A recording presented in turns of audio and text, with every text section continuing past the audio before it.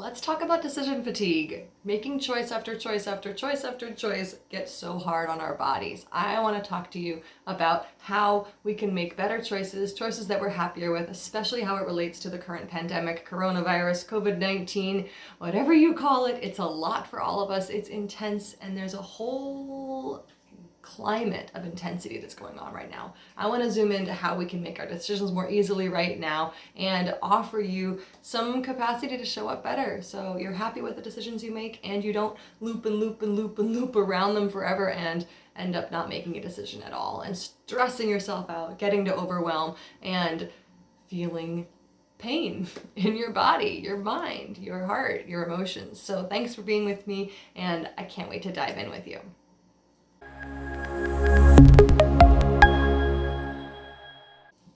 I'm Swift Everdy, and I am a white cisgendered female, and I live in land that was originally occupied by the Abenaki tribes in what is now called southern Vermont. And I am an energy healer and intuitive guide, and I work with people on how they can infuse energy healing tools and their own intuitive guidance into their lives so they can wake up their awareness and knowing and deal with the intensity of being human. So let's see how that relates to decision fatigue and keep going into this. As always, please like this video, subscribe, click the bell so you get notifications for when my next video is coming out, and let's keep going. I'm so glad you're here. So I hope you stay to the end because what I want to really offer you is a few things. One, I want to get you to a place where you have a little bit more understanding of what's going on in your body in relation to the decisions you do or don't make and how that has to do with these times in this pandemic and the fears you may be having. I also want to give you some curiosity on how these decisions that feel so huge and all-encompassing might not actually be as dramatic as we think they are and why they feel so dramatic. In general, I just want to give you some more tools that can help you overall making the decisions that are going on right here, right now in your life. So what is decision fatigue even? What is this thing I'm talking about? Maybe you've heard of it, maybe you haven't. Maybe you're feeling it and you don't even know. Decision fatigue is when we are feeling the weight of constantly making decisions. We are feeling that compass ping-ponging back and forth and us not being able to know what to do. This can relate to two different things that get really complicated. The first is looping and looping around decisions and not making one. Feeling like we just don't know and feeling that I don't know forever and doing more research and asking more friends and deciding what if it went this way, what if it went this way, and just thinking about it constantly and feeling that buzzingness in our head. And that can be so stressful.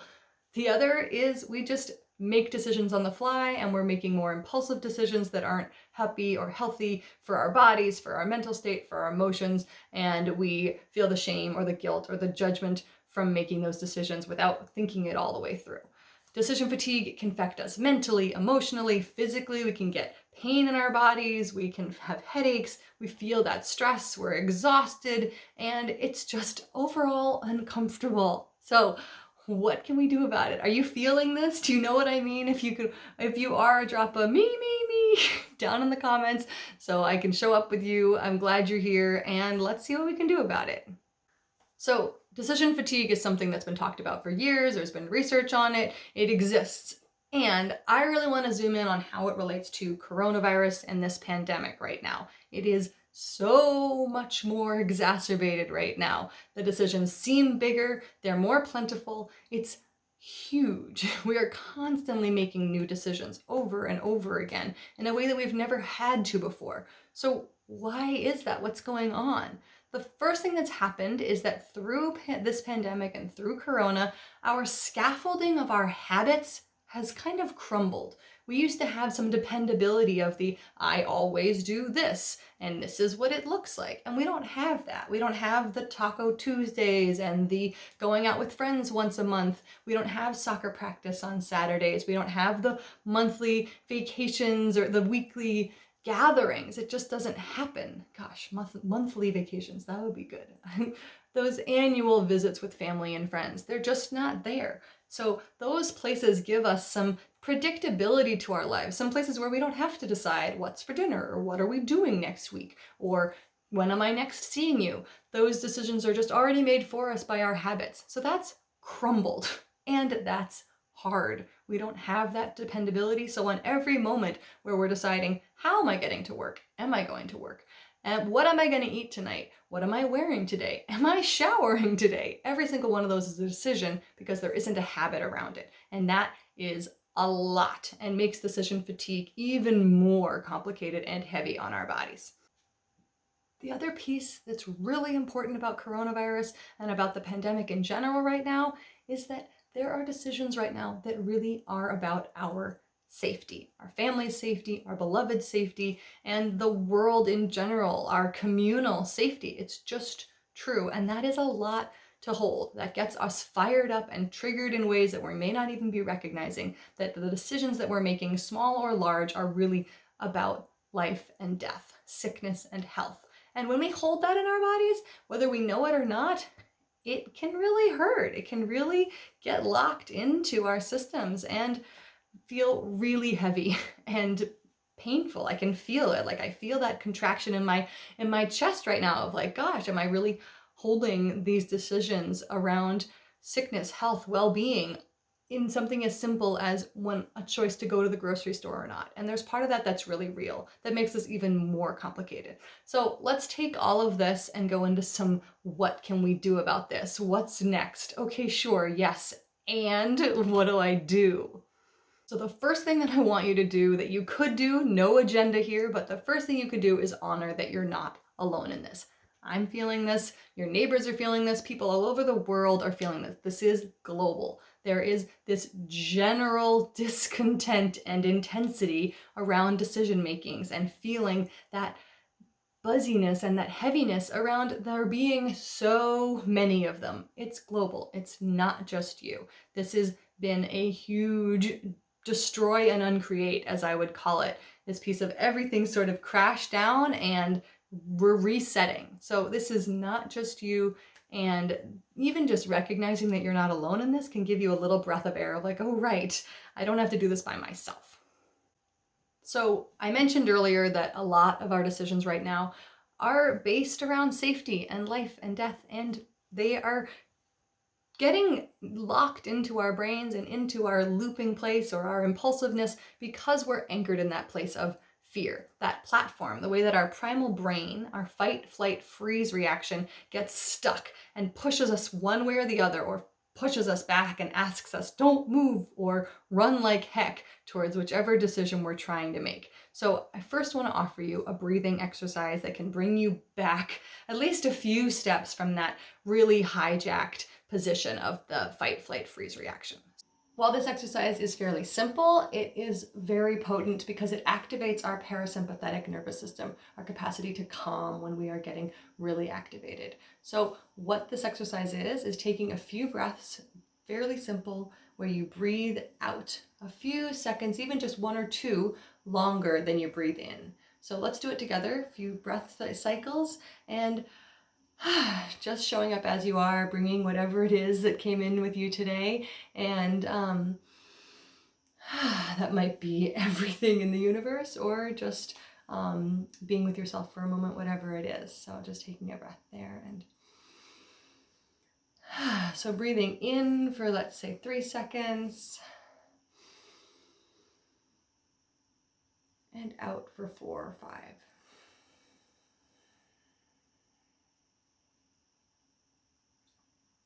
If it's easier to do a shorter breath, just breathing in for 2 seconds and out for 3 or 4. And let's do one more. And out for a bit longer.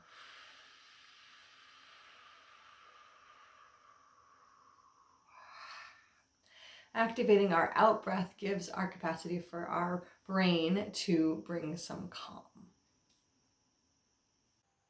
So even just recognizing that you are in a fight, flight, freeze reaction, that you're afraid of something, can help you calm down just a little bit, recognizing, oh, this is fear. That's why I'm acting like this. So even just recognizing that can be so helpful. If you want, you can ask, what am I afraid of? Am I afraid of getting sick? Am I afraid someone's gonna die? Am I afraid that my needs won't be met? Whatever it is, you can ask yourself, if I'm really afraid of something here, if there's a fear here, if I'm scared, what is it? And you can ask yourself that question. You could write it down, you could say it out loud, and just see what comes up. This piece, you might be really surprised by what you know about what you're scared of, and something as simple as going to the grocery store, or even something more dramatic of changing your job. What am I afraid of? I'm afraid that I won't be able to provide for my family.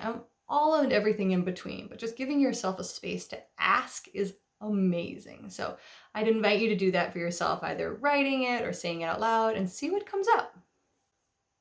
When you ask yourself what you're afraid of, you get a bit of a space where you can have an inner dialogue with that fear and evaluate it a little bit. Get curious, is this something that is a reality? That's something that I really should be afraid of? Do I need to have it be one of the things that's guiding my decisions? Or actually, you know what? I can take a breath there, honor that that's not a fear that I can pull into this decision. It's not required to do it that way. Let's take a step back and recognize that that fear isn't a reality in relation to this decision. So having that inner dialogue with yourself can be so helpful and really revealing, giving yourself some space to know what you're afraid of.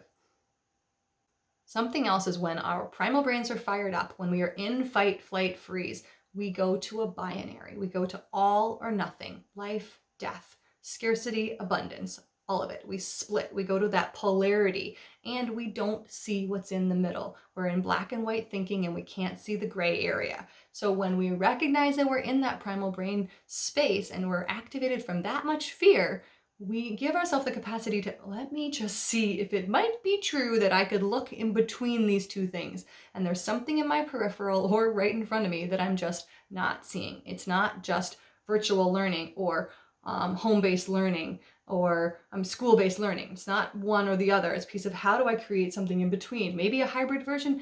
I've been completely ruling that out because of conflicts or fear or whatever it is, but actually maybe I need to look at that. Or oh, I completely forgot that I could get deliveries to my car. I could leave the house but not go into the store. All these little and big decisions, giving us some capacity to see the gray area in between can be so helpful, especially when we recognize that a lot of it's coming from a fear binary where we're not seeing the whole picture.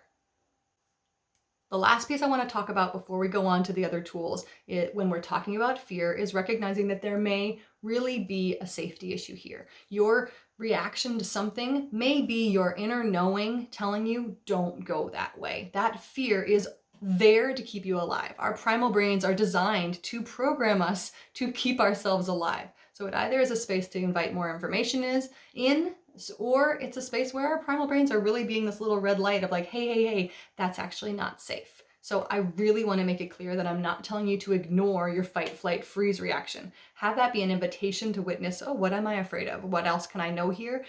And recognize that there may be something that's truly not safe. And the way that you can tune into that is to ask. Simply ask. You can ask, is this option safe? And feel, if you feel that heaviness in your body, you feel yourself fall away from the option going, absolutely not safe, don't. Feeling yourself being pushed 10 feet back, emotionally, energetically, feeling that if you can tune into your body, it takes some practice to get curious about those sensations that come up in your body, but you'll be able to get to a place where you can feel that pushback. So the other pieces you might feel is is this safe? You ask it and you can kind of feel your body pulled towards you, pulled towards the option. Oh, it is safe. I'm not sure why I'm feeling so complicated, so loopy around going to the store right now, but if I really ask, is it safe? I feel that it is. I can feel an answer to that it does feel safe. Or absolutely not. For some reason, there might be someone that's not making a safe choice in the store right now, and somehow your body knows that. So honoring that your primal brain is that pendulum, is that compass that can give you that information. So asking, is this safe, is key. I definitely don't want to dismiss your fears, especially when there are real safety issues at play with this pandemic. So you get to tune into your awareness of real safety and what isn't safe. So now that we've talked about fear, I want to get curious about your intuition and knowing and offer you a window into accessing your own intuition and knowing in a different way. The way that I'm curious about you approaching your decisions is asking a specific question of, is this choice option generative? generative, meaning life-giving, supporting you, giving you more of you, your access to vitality, capacity, life. So is one option or another or something in between that you have or haven't seen the most generative choice, most generative option, giving you more and more of you? When we are able to access this way, when we look through that filter or lens of looking for what is generative, it gives us a different capacity, a different way to tune into our intuition, because we're not looking for the shoulds and the musts and the coulds of the world or of other people's opinions of us. We are looking for what is most generative for us, for our families, for our life. And it gives us a lightness and a different way to use our knowing, our awareness to make decisions, and it can be so helpful. So that's one of my gifts to you. I love using the word generative of what gives me the most life force in looking at the different decisions that I make. And it can give us the capacity to see something and to make choices pretty easily that we may have been pretending we didn't actually know the answers to. When we ask it that way, what's the most generative choice, we can often get hit with an awareness of like, oh, of course I want to do it this way, or no, I wouldn't do it that way. That would not give me more of myself. Of course I'm turning this direction instead of that direction. So this is one of the other tools that I use every day, especially with my decision making, and I've been using it more and more with coronavirus and this pandemic as well. Also, sometimes we just need more information. Sometimes we can't make a decision because we need more time, more facts, more research, more conversation, and we honestly might not know what that information might look like. I think when I say more information, many people think, okay, great, I'll talk to my friends, I'll talk to my family, I'll ask everyone what they're doing, I will do more research, I will think about it more. And what more information can look like sometimes is actually just stepping back a bit and waiting. It might just be a bit of time. And in that time, you might witness some synchronicities or something coming into your field or your life that gives you this wave of aha, here it is. This is what I was waiting for. And it can be so interesting to give yourself some space and some time to let that information come to you. And yes, it may be that you just need to do a bit more research or have another conversation with a friend, but there might just be not enough there for you quite yet to grab onto and make a decision that has all of the parts and pieces sorted out already. So the last piece I want to talk to you about is just getting really curious on making sure that you are asking these questions, getting your awarenesses from your knowing, for you, nobody else. Right now, our friends, our family, the media's points of view are so loud with all the shoulds, all the musts, all the can'ts, all the don'ts, all the rules and regulations, all the laws that are changing, the way that different states are doing this pandemic, the way that different countries are, the way that it's getting politicized, all of it gets so loud. And I want to give you the opportunity to close circuits on all that isn't yours so you can tune into what is your awareness. I'll give you an example. So I have a friend that was making the decision between virtual learning and in-person learning, and all of her friends were having very loud discussions and points of view around how in-person learning wasn't safe. And she really distanced herself from her own awareness and her own needs of her family by being encapsulated in all of these other points of views of her friends and her peers. And she got freaked out and scared and started living this life of, oh my gosh, all of this is true. And when I was able to tune in with her and get her separate from all of that and put that to the side for a moment, she was able to have a really clear awareness of, actually, you know what, for me and my family, in-person learning is most safe. So that's what I'm choosing. Thank you. There we go. And you get to have a clear path to your knowing and intuition. So what can we do when we're feeling that overwhelm? We're feeling like we're being everyone else in the whole universe when all of those points of view are coming in. What I would offer to you as much as you can is if you can take all of that intensity and recognizing it, witnessing it, those moments where we are becoming someone else's points of view or their agendas, and offering as much as you can to put it to the side, as much as you can taking all of those shoulds and musts and putting it gently to the side and seeing what it feels like if you offer yourself the capacity to sit in your knowing and awareness with all of the silk screens and all of the fogginess and all of the points of view of everyone else, of everything else, and offering it to come to the side a bit. And offering, whether it's through a visualization or just kind of shaking it all off, taking a few breaths, stamping your feet a little bit, moving, and seeing what comes in, if as much as you can, you lens through your knowing and awareness versus anyone else's. So let's do a quick recap here. We've talked about recognizing that you're not alone in this, being aware that fear might be one of the driving factors in your decision making, and witnessing how that can affect your decision making. We've been talking about how you might actually already know the answer to the questions that you're asking, and lensing through a specific way of asking what's most generative. Double checking that you're being you, and also just knowing that you might just need a bit more information. So I hope these tips, these tools are helpful for you, giving you a place where you can actually land softly in your body and make decisions more easily. I hope you enjoyed the video. Please click the bell, subscribe, all the things, like it. It's been amazing to be in the flow of offering how I can show up in the body of knowledge that I know in what may be going on in your life. This video may not have been helpful for you, and that's information as well. And I don't have an agenda for your healing, so please, whatever showed up for you today, just get curious and or don't. If you would like, please comment below. I'd love to hear from you and be in conversation. There are links in the description if you're looking for more from me. I have a free mini course you can join, as well as you can sign up for a free discovery call. I do individual work and courses, and I'd love to chat with you and get to know you more and give you a chance to get to know me more as well. So look for the next video, and can't wait to be with you again soon.